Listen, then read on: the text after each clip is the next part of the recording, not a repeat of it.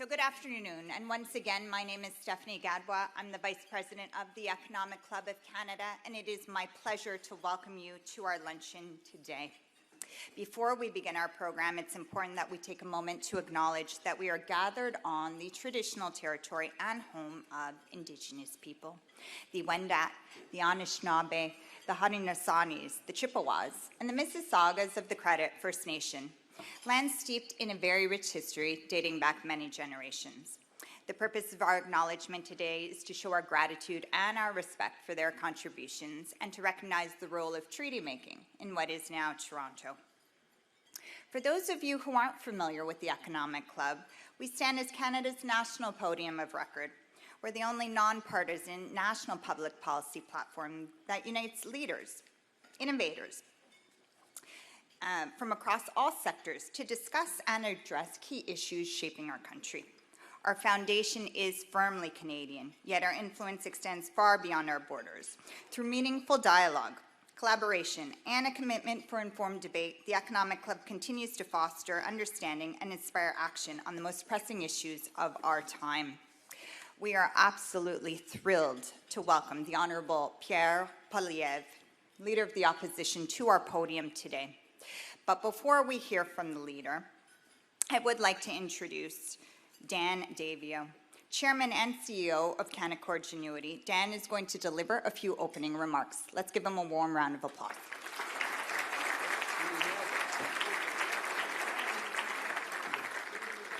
Good afternoon, everyone, and thank you, Stephanie. Nailing my last name isn't always easy.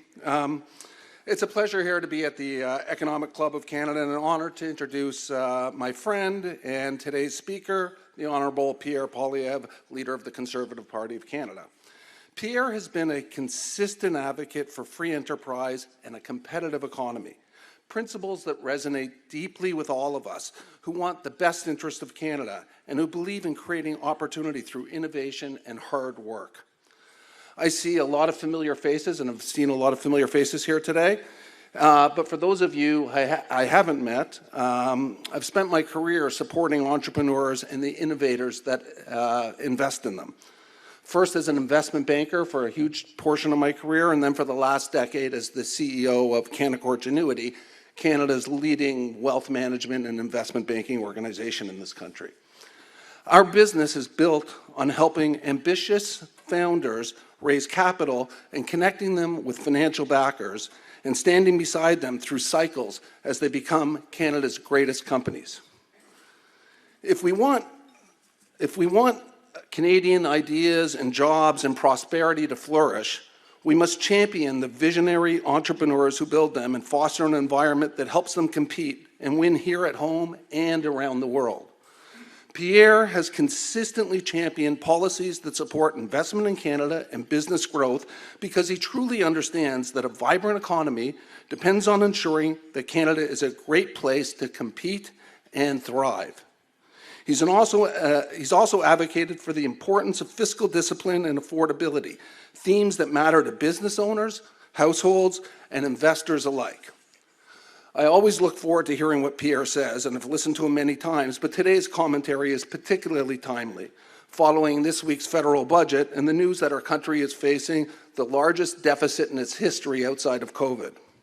So please join me in welcoming a Canadian leader who is focused on competitiveness, affordability, and growth, the Honourable Pierre Poilievre. Thank you.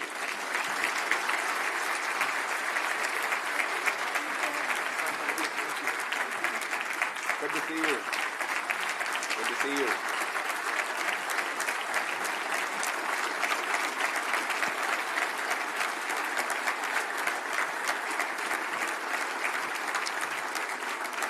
Thank you very much.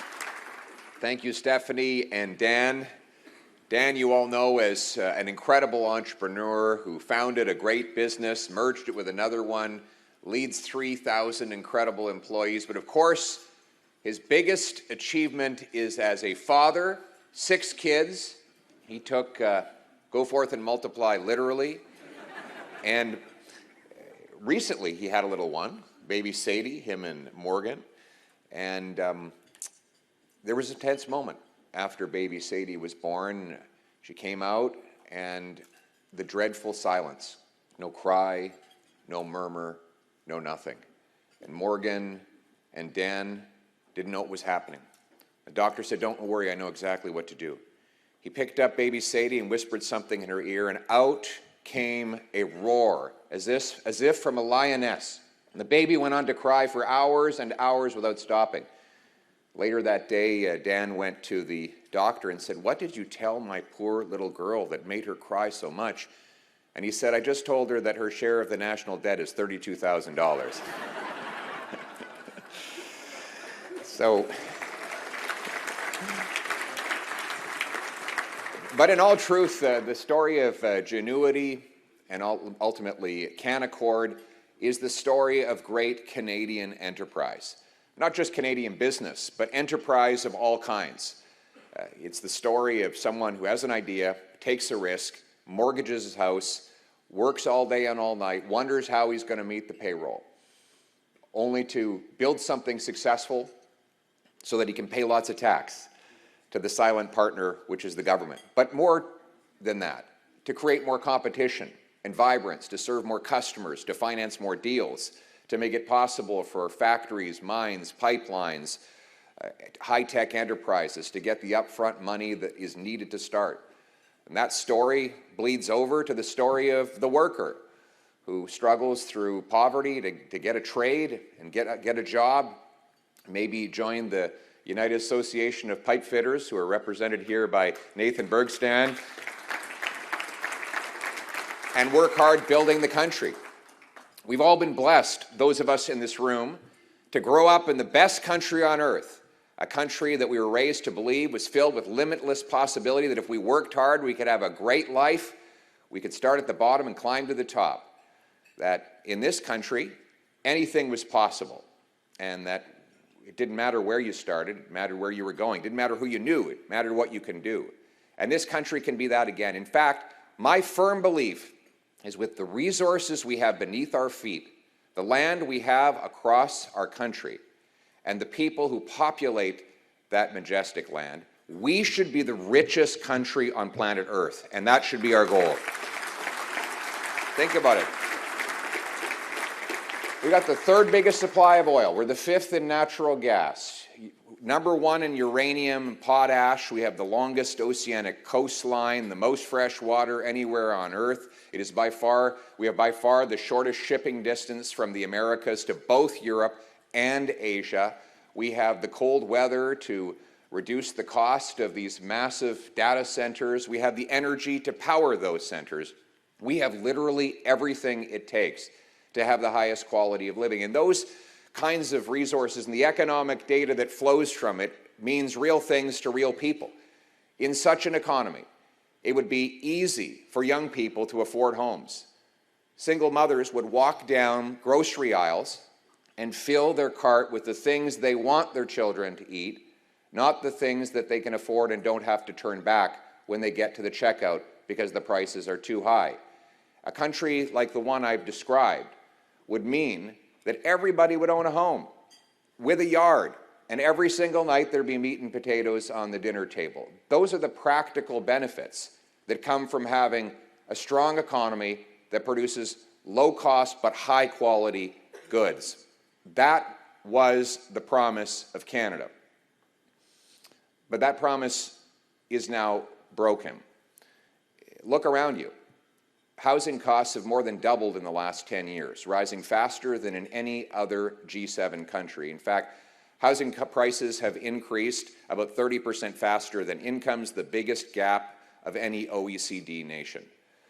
We now have an entire generation, for the first time ever, that believes they will never be able to afford a home. This has never happened before. Food bank use has more than doubled in the last 10 years. One food bank leader said that it took a century and a half to get to 1 million visits a month. And in the last 5 years, that number has more than doubled to 2.2 million. So in 5 years, we have added more monthly food bank users than we had in the previous 150 years. To show the human cost of this, today a poll came out saying 20% of Canadians are not paying their bills so that they can afford to feed their families. We have malnutrition. We have 10% of our country that told a food bank survey recently that they are skipping meals sometimes for an entire day because they can't afford to eat. This, of course, is the result of a costly government. Costly government drives up the cost of living. And in the last election, Mark Carney promised that he was going to be different. The Liberal Party was, see, the lights are going out because the energy prices are so high. It's that industrial carbon tax again. But Mr. Carney was going to be the tight-fisted banker. He was going to be nothing like Justin Trudeau. He made so many promises. And yet, what have been the results of all these promises? First, he promised that he would negotiate a win with the Americans. By July 21st, he would have a deal. Still no win, still no deal, still no elbows, still no jobs. Here we are after he promised that he would, quote-unquote, invest more. This week's budget showed that investment has collapsed in all 3 fiscal quarters for which he has been Prime Minister. He said he'd double home building. Now his government agency, the CMHC, says home building will drop by 13% over the next several years. And he said that he would spend less. That was one of his 2-word slogans. He was after me for having 3-word slogans. His were just 2, so he was at least more parsimonious with words. But spend less. Did you see the budget? The deficit is 100% more. He's literally doubled the deficit that Justin Trudeau left behind for this year and for the next 5 years.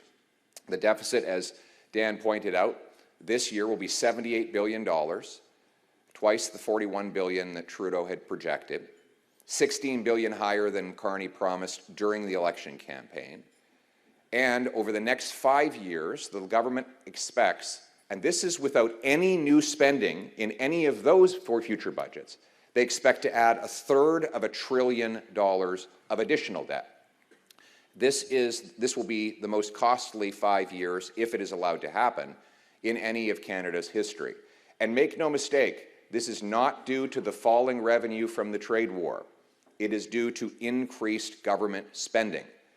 Mr. Carney has added $141 billion of new spending measures. These are decisions by his government to add new costs that were not budgeted before, in exchange for which he promises to find about $50 billion of savings. So even if he keeps his promise to find the savings and to contain the spending at the aforementioned levels, that will mean a net increase in costs of $90 billion, which works out to about $5,400 for every family in Canada. And let's not make any mistake. Canadians will pay for this. The government has no money. It cannot give you anything it does not take away. Every dollar the government spends comes out of the pockets of Canadians. The more they spend, the more things cost. They only have 3 ways of paying for things: with taxes, with debt, and with money printing inflation. Either way, the Canadian people get the bill. And this promise-breaking budget by Mark Carney is the single most expensive for Canadians, who will be paying the price in higher food costs, higher home prices, and other increases in their cost of living. So today, I'd like to present you with the contrasting vision that the Liberals and the Conservatives have on our economy. Let's start with costs and with the fiscal well-being of our people. So we all agree, everyone agrees, that life is too expensive in Canada today. Housing is the most expensive in the G7, for example. Food prices now are prohibitive to the point where people are at food banks. So the question is, how do we make things more affordable? Well, our approach is to address the core problem, which is the government itself.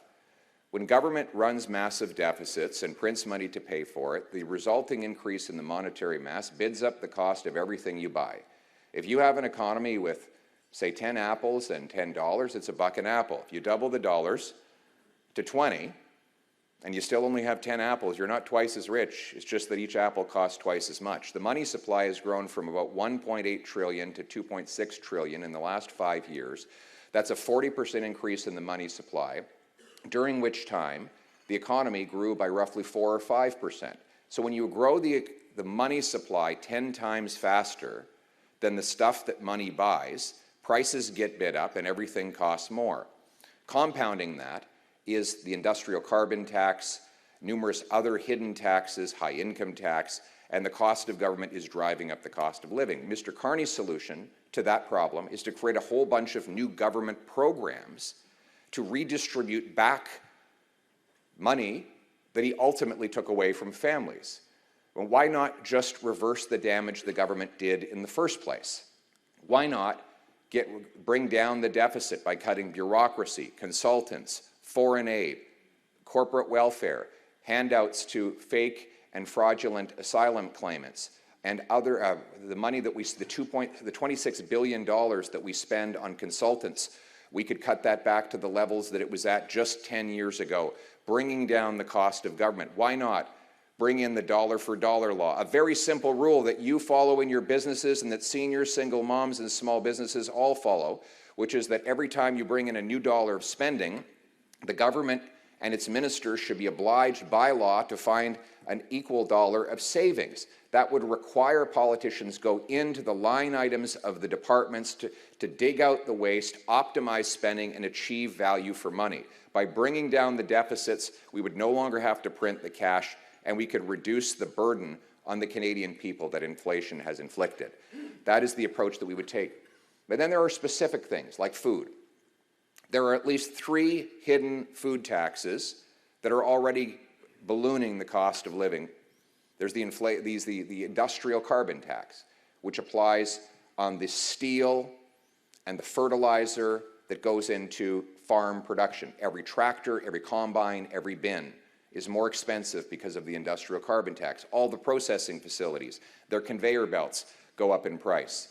The fertilizer is hit with an industrial carbon tax. That then gets passed on to the food buyer at the grocery store. Then there's the food labeling tax, effectively a ban on single-use plastics, which means food spoils about 5 days faster, and it costs $400 more in groceries every year because of lost and wasted food. And then you have the fuel standard tax, a very well-hidden tax that is slowly increasing diesel and gas prices on farmers and truckers, which ultimately gets passed on to the people. We as Conservatives proposed a positive idea: get rid of every single one of these taxes to bring down the cost of farm production and therefore bring down the cost of food for Canadians.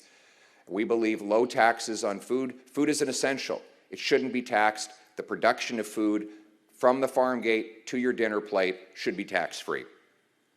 Next, homes. Why is it that we have such expensive homes? We have by far the biggest land mass on which to build homes. We have 10 times as much more land to build on per capita as the next closest country. So why is it that housing is more expensive by far in Canada than any other G7 country?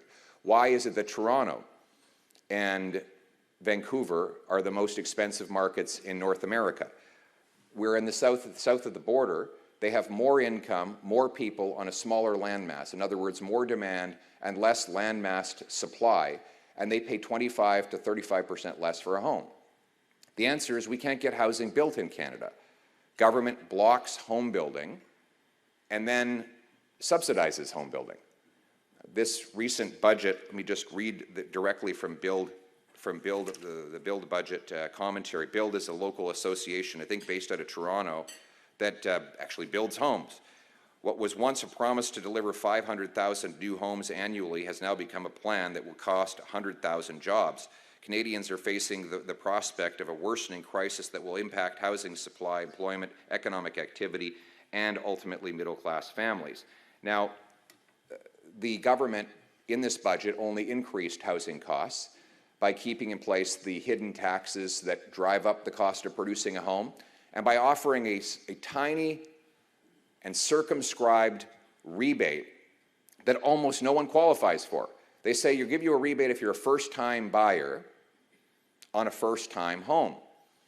But first-time buyers don't buy new homes. They buy resales, because resales are more affordable. So 95% of home buyers will not get a penny from this rebate. You need to make the rebate available to all home buyers if it's going to count.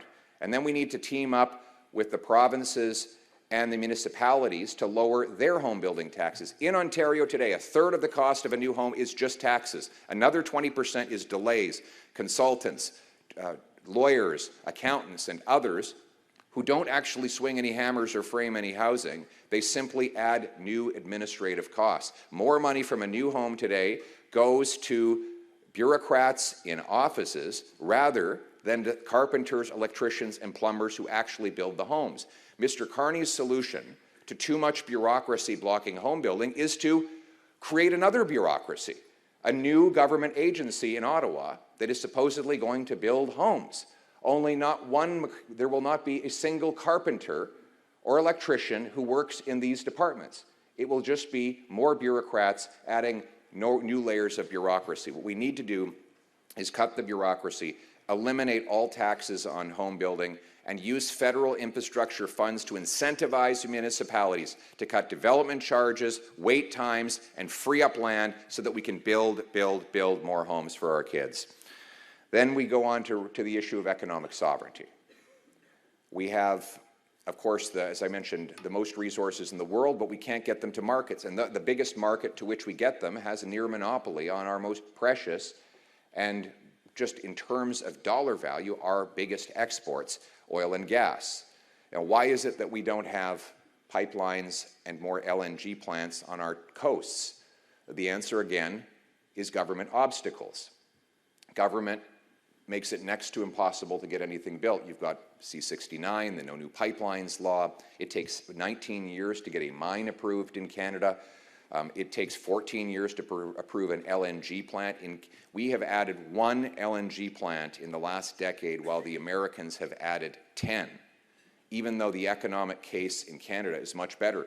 We have cold weather, which makes it cheaper by 25% to liquefy gas. It takes 11 days to ship to Asia from BC. It takes 20 days from the US Gulf Coast. In other words, we have a massive natural, geographic, and meteorological advantage, but they're building the LNG plants and we're not.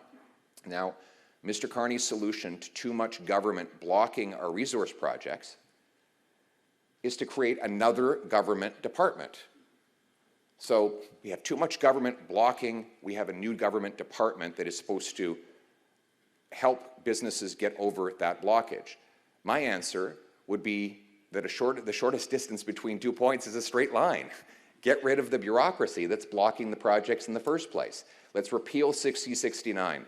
Let's legalize the shipping of Canadian oil off the northwest coast of BC, where it's already legal for Americans to ship oil between Alaska and California. We surely could do it better than them so that we can reach the 2.5 billion Asian customers who would be happy to pay world prices for our energy.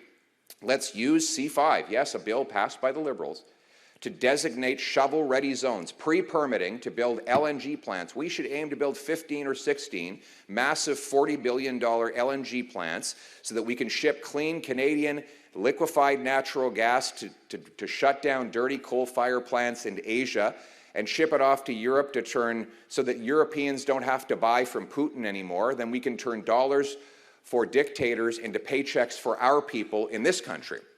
In other words, get out of the way.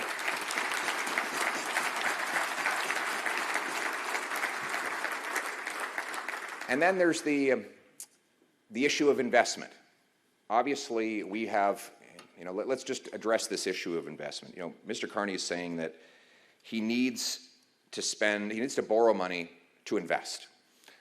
Let's be clear, this is not a new promise. This is precisely what the Liberals promised in 2015. They said they would have small deficits that they would use to invest and stimulate economic growth and productivity. 10 years later, they doubled the national debt, and what happened to investment? It fell by 11%. On a per capita basis, it's the biggest drop of any G7 country, the biggest drop in Canadian history. We have $15,000 of investment for Canadian worker, measured in USD, $28,000 of investment for each American worker, and $21,000 for each worker in the OECD. In other words, the Canadian worker is getting half the investment of the American worker and 30% less than the average OECD worker after all these deficits were put in place, supposedly to stimulate investment. And as I said, since Mr. Carney got in, investment has collapsed. Why is it that deficits don't lead to investment? Because very simply, everything comes from somewhere. When you borrow money out of the economy, you create an opportunity cost. The money that is lent to government for new excessive spending is money that will therefore not be invested in building a new factory, mine, pipeline, R&D facility. It's called the crowding out effect. And we saw it most prominently in Israel when they had huge deficits in the 1990s and investors could just sit back and buy bonds and get 6% with almost no risk. When the government reversed the policy, balanced its budget, the investors had to invest in productive enterprises, so they created the startup nation, the most technologically advanced nation on planet Earth. And now they have more companies on the NASDAQ than all European countries combined, even though Europe has 75 times as many people. In other words, paying down debt, balancing budgets actually requires investors to put their money to productive uses. If you allow huge deficits, all you do is cause malinvestment. You borrow the money out of this part of the economy, the productive side, and you spend it into this side of the economy, the unproductive governmental side.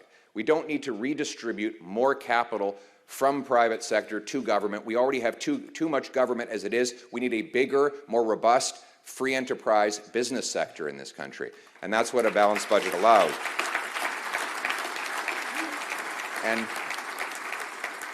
And so why is the private sector not investing? Because our country is becoming increasingly uninvestable, with the second slowest building permits anywhere in the OECD, the countless obstacles to getting anything approved or done, and then the extremely high taxes, 50+% tax on our most successful people, very high taxes on energy, as I said, home building, on investment and work.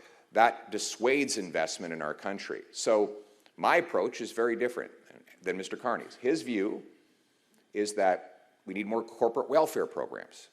So he punishes businesses with red tape and high taxes. Then he wants to create new government programs to subsidize those same businesses. So he blocks the business, then subsidizes the business. My view is, let's do neither. Let's stop blocking our entrepreneurs. For example, why not get rid of the capital gains tax for any proceeds that are reinvested here in Canada? That would create an economic boom.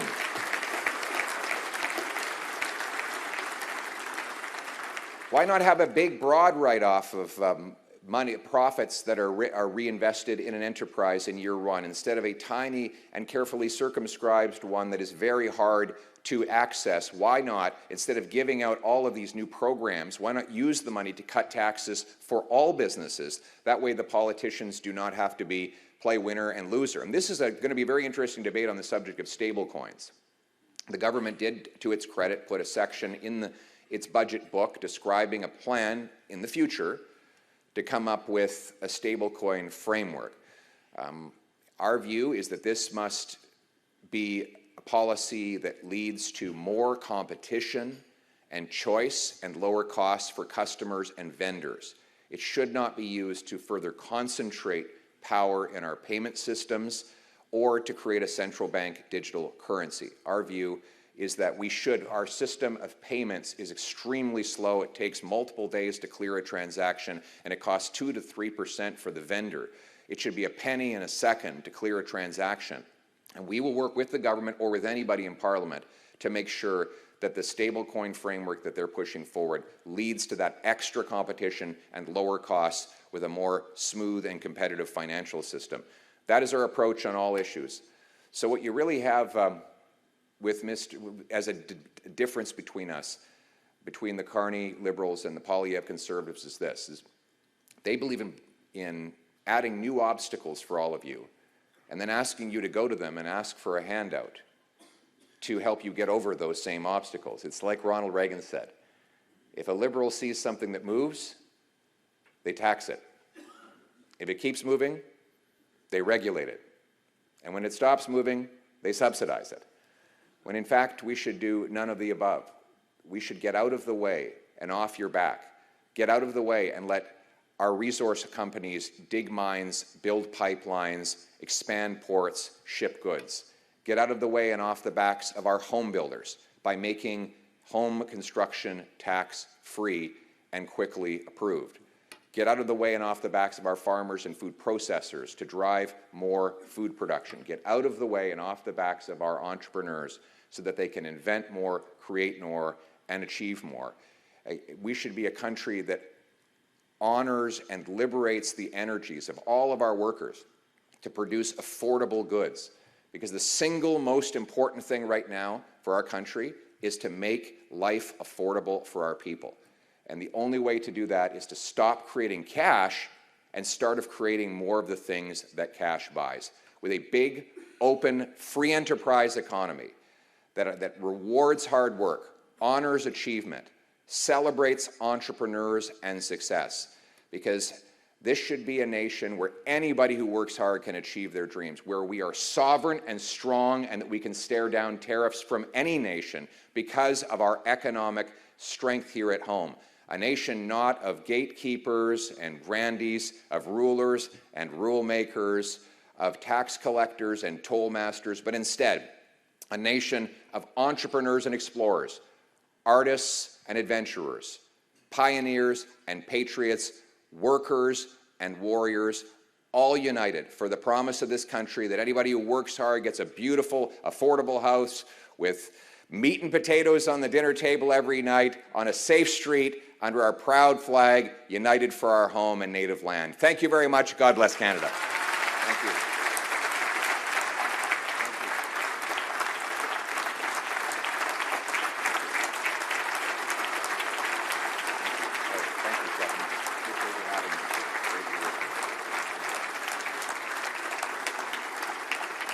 So I would now like to introduce our moderator for our candid fireside discussion. Please help me welcome Michael Liebrock from the Stronach Group. He's going to moderate a short fireside discussion.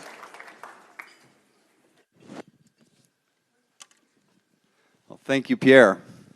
Good to be with you. Very You're looking good. good. Thank you. Thank you. You too. know, Fresh. Most people come into this world, they're born, but Michael was actually chiseled out of a big block of marble, and you can see what's the secret? What's the secret? Dad bod. New dad Wow, bod. it's impressive. I haven't seen a lot of dad bods like that, but anyway. Well, thank you. Thank you to the Economic Club for bringing us together at such a pivotal time in Canada's economy. And I don't know if you know this or if our guests know this, but the Prime Minister is actually just a block away right now. We should invite him over. We Yeah, have a great chat. Some great ideas he might be able to borrow. That's right. But, you know, Pierre, Open your source. event sold out faster and with more tickets. So for the economists in the room, I guess that's demand and the market has spoken. So maybe it's right Absolutely. here. God bless free enterprise. So Pierre, we're going to talk a little bit about policy, about politics and personal, but I want to start a little bit on personal. You and I are friends, but a lot of people in the audience are just still getting to know you. Your most important job outside of being leader of the opposition is as a committed father to Valentina and Cruz and a husband to the wonderful Anna. So my first question, you and Anna have been together for many years through campaigns, kids, and in the public eye. What has she taught you most through all of it? Stay grounded. Definitely stay grounded. She comes from very humble beginnings. Obviously, she came as a refugee fleeing Venezuela, and they had to start from scratch. She was raised in a working class neighborhood in East End, Montreal, a tiny basement apartment, and she left home at 17, moved to Ottawa, worked at Best Buy, got a job in the West End of town selling electronics in English, even though she didn't speak English at the time. And that taught her how to solve problems and get things done. But she also reminds me that, you know, no matter how high and mighty we in politics might think we are, it's the strivers like her family that we're working for. And our mission is to unlock their potential and give them the best possible lives. So she keeps me grounded and makes sure that the ego is always in check. And I think that's a healthy thing for any politician. That's good to hear. She sounds like she'd be a great campaign manager. Well, she's not she manages much more complicated operations, like getting the kids out the door in the morning and she produces an incredible magazine. I don't know if you've seen it. I have, a beautiful yeah, magazine, and she's a great writer, and she's founded her own businesses. So very talented, brilliant young woman. Wonderful. And you said before that everything you do is about giving your kids and their generation the shot at the same opportunities that you had. What do you think has changed most for young families in Canada? I just think the things that we used to take for granted are now out of reach, and the basic ambitions like starting a family, owning a house, having nutritious food every night, those are things that if you had a job at a university, you knew you would be able to do. But like in the last 10 years, we've come to a place where it is literally impossible for youth to own homes in our biggest centers and increasingly even in our small towns. And that is totally unnecessary. I call it the promise of Canada. It's better than the American dream. American dream is kind of, you wake up from a dream, but a promise is something that is honored if you do your part of the bargain. Our youth today are doing more than their part of the bargain. They are working longer than probably any generation before them since the Second World War to get less and less. And I want to ensure that they know that they don't have to live like this. They can demand better from their country. They deserve homes, jobs, and hope, and that's what we're going to deliver for them. Well, that sounds great. There's a lot of impediment to achieving that, and some of that you saw in the budget. And it speaks to how we grow and govern this country. So maybe we'll step next into some policy. Because after all the buildup that we heard, this Carney budget was billed as transformative, right? Once in a generation, a reset for growth, productivity, and fiscal discipline. But the reaction from business has so far been clear. The numbers don't match that narrative. Deficits are large and climbing, debt is getting worse, and the so-called investment agenda is just more rebranding of spending. So let's start there. If you were presenting your own first budget today, how would you make real fiscal discipline the watchword again, and how would you stimulate growth? So the great Thomas Sowell said the number one rule of economics is scarcity. There's never enough to satisfy every want. And he said the number one rule of politics is to ignore the number one rule of economics. And that's what this government has done. And frankly, that's what all governments do, because they're always spending other people's money. There's an inherent discipline in a household or business budget because you're spending your own money or that volunteered to you by your investors. There is no such discipline in government. So the governments think with and. I'll have this, and this, and this, and this, and this, an all-you-can-eat buffet. I want to bring in an either-or discipline, where every time government brings in a new spending item, they have to match it with an equal savings. I call it the dollar-for-dollar law. The Americans brought this in the Clinton era, 1994. They had a balanced budget by 1998. They paid off $400 billion of debt. But as soon as that law, they called it the pay-go law, as soon as it lapsed, the American government went back in deficit, has not emerged since. So we have to reinstate scarcity within the government so that politicians have to make the same either-or trade-offs that single moms, seniors, and small businesses make every single day. Right, it feels like there's just more and more debt right now for spending, right? They can just keep digging into debt, and what you're saying is the trade-off has to be there, which is an incentive that's not in government right now. If there's a big hive of waste somewhere in a department, the minister today has no incentive to go and root it out. There's no political benefit to him. He's going to anger his bureaucracy, maybe some interest groups.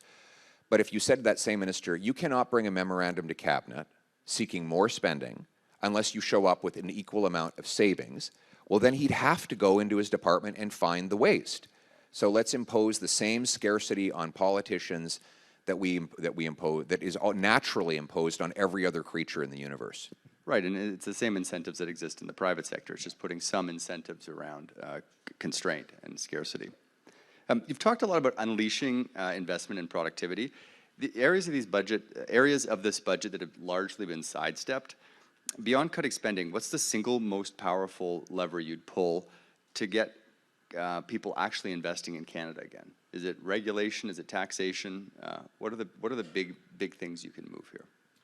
Well, let's get rid of capital gains tax on any reinvestments in Canada. There's $500 billion of net investment that is left from Canada to the U.S. over the last 5 years alone. If you said to all the companies that have invested south of the border, bring the money home and you won't pay any tax, there'd be an enormous incentive for them to do it. Huge. Yeah. And then they'd have to also be able to do something with that money. So we need to go from 19-year approval times for a mine to 19 months. We need to go to rapid building permits. and other regulatory approvals. This should be the fastest. Why don't we set a goal? Bring all the mayors and premiers and the prime minister in one room and say, let's set a goal. Let's have the fastest building permits anywhere in the developed world, right here in Canada. I can tell you that would bring home a ton of investment immediately. We've heard from the Carney government promises about hitting timelines, about things like pipelines and productivity, but those promises keep slipping. What do you think they're getting wrong, and how do you think you could do it better? It's not clear they want these things to get built. I mean, Mark Carney's now been prime minister for 7 years, and he still won't say that he favors building another, sorry, feels like 7 years. I meant to say 7 months. It's been the same policy for 10 years. But he still won't say in 7 months whether he favors building an oil pipeline. He has not said that. He said he wants to use conventional energy. Well, you know, depending on how you define it, windmills can mean affordable, can mean conventional energy. So when you have a prime minister who's 7 months in, 7 months after promising to build things at unimaginable speeds, still won't say if he even supports the possibility of building an oil pipeline, it's clearly not going to get done under his watch. I would use the powers in Bill C-5 to set out a path and pre-approve a pipeline so that private sector could come with permitting certainty, knowing that they already have the approval to get it built. And let's get rid of all the anti-development laws and taxes, C-69, C-48, the industrial carbon tax, and the list goes on. Get rid of all of that so that even the projects that politicians have not identified explicitly can go together, go ahead in a free market. So we've seen it again. We were talking about credibility in government projections earlier. We've seen it again and again in the last decade, actually, that governments, successive governments, including the one you mentioned, the budget this year being twice what it was last year and what it was projected. Spending projections are climbing higher and higher every year, and fiscal anchors seem pretty malleable, or at least they're not as anchoring as we once thought they were. And reliability because of that is slipping, and the market loses faith in the government and the government's own projections because of that. How do we bring back credibility to the government in terms of those projections so that the market and participants can better understand where this country's going? Well, it's as simple as delivering on the promise. You know, they broke another anchor in this budget. The election promise the Liberals had was lowering the debt to GDP ratio, and yet the debt to GDP ratio will rise over the next 5 years. They originally said it would be a $10 billion deficit, nothing more, and you know, it went up to $300 billion. They said it would be a balanced budget after 3 years, and here we are 10 years later, and there's more deficit. So, you know, I'd love to give you a programmatic answer, but the answer is you just need a prime minister who will actually set a plan, stick to the plan, and then the market will see very quickly that they've got someone who's minding the store. Moving on to housing and competitiveness, because these are national economic choke points, really. It's not just social ones anymore. If you were designing the growth agenda through the budget, and you talked a little bit about the reforms to housing and permitting, but what's the one reform that would make the biggest difference to getting things to actually work? No tax on home building. Right there in Ontario, it's, I don't know. John Love's over there. How much is the tax on a home, John? Okay, it's a third. John Love says that it's the right answer, so I'm going to shut up now. Well informed, yeah. Right, so you got to take the tax off the builders who are making the homes and make it easier for capital flow and capital formation. On top of that, you know, this has really caused, I said it was an economic choke point, but it's also a social choke point. There's a big frustration in the younger generation, and you see it bubbling up through different elections in the Western Hemisphere. Younger people feel frustrated, they feel locked out of capitalism, they feel the system's failing them. How do we make them active participants again in capitalism, and how do we share the, you know, we're at the Economic Club, share the idea that the benefits of capitalism can flow to everyone? So I believe the fundamental problem in the Western world that's leading to the divide between rich and poor is not that there's too much free enterprise. The contrary, I believe that it's monetary expansion. Massive monetary inflation is inflating the assets of the super rich while destroying the purchasing power of the working class. I was at a very modest cafe in rural PEI, and I asked the lady, how much is that espresso machine? She says it cost 11 grand. That's a commercial grade, but it wasn't anything super fancy. Lady on the other end of the counter said, well, when I moved to Montreal in 1969, I bought a house for 9 grand.